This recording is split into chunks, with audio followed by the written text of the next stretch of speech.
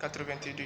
Après ce récit du commissaire adjoint du CSP d'Assamaka, nous nous sommes rendus au niveau du centre de santé intégré d'Assamaka où nous avons rencontré le major-chef qui donne les premiers soins aux migrants qui sont malades et des blessés enregistrés au cours du voyage devenu pénible et très risqué. Nous accueillons les réfugiés, les refoulés d'Algérie. À leur arrivée d'Algérie, les Algériens les déposent à 15 kilos.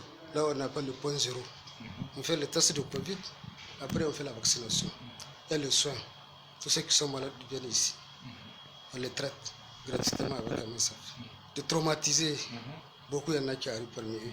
Mais maintenant, on a deux traumatisés, un Somalien et un Camerounais, qui ont la dépression. Un ne s'habille même pas.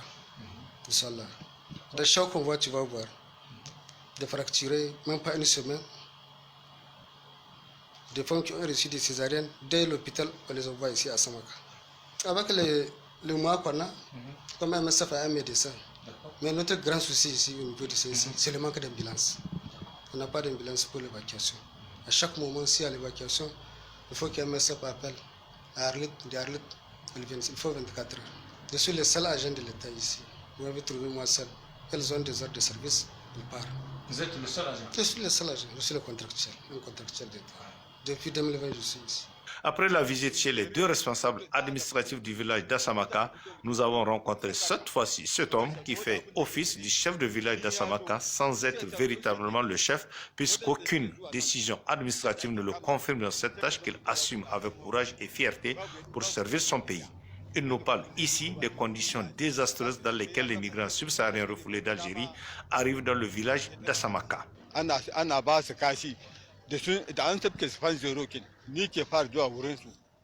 Ça fait 41 ans que je vis à Assamaka, depuis que la localité n'est pas peuplée. Tenant depuis un certain temps office de chef, j'ai connu et géré plusieurs cas de refoulement de migrants, mais pas comme ce dernier. Avant, les migrants en situation irrégulière sont refoulés avec leurs biens, ce qui leur permettait de retourner chez eux dans de meilleures conditions. Mais cette fois-ci, ils sont refoulés comme des animaux, blessés et malades et sans leurs biens de surcroît. Les plus hautes autorités nigériennes doivent interpeller les autorités algériennes pour que cela cesse. Un témoignage éloquent qui illustre le sinistre des forces de sécurité algériennes qui dépouillent les migrants de leurs biens avant de les renvoyer chez eux dans des conditions abominables. Une situation qui mérite une prise de conscience générale des Africains sur la situation des migrants refoulés d'Algérie qui travaillent comme des esclaves dans ce pays. Certains États membres de la CEDEAO dont les ressortissants sont visiblement nombreux parmi les migrants subsahariens refoulés d'Algérie doivent en tirer cette leçon qu'il faille plutôt méditer sur le cas de leurs concitoyens qui vivent une situation assez dramatique pour ce retour forcé que d'entreprendre des actions de sabotage ou de déstabilisation du pays qui accueille ces migrants dans le respect de la dignité de la personne humaine.